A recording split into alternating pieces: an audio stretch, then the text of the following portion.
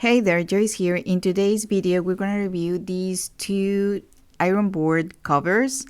This one, it has a print on it, which is very decorative and very nice. It has like a cushion underneath, and it is made basically of cotton, and it has elastic on the bottom, and it has their straps so you can adjust it very well to your iron board, and it is very decorative, right?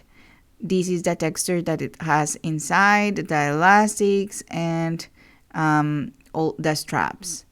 And also I have this other one that it has the scorch resistant, also has extra thick padding, and is silicone coated, which means that reflects the heat of the iron and helps me to not like having to do the work twice for both sides when I am ironing. This one, I have been using it a lot, and I have loved it for a long time.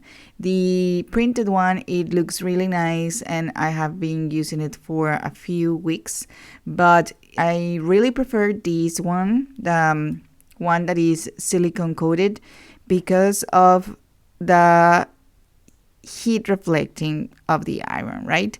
It is always stays in place, and it is not as cushioned as the other one, but I actually like that because it is plain and it doesn't reflect any shapes when I am ironing my clothes.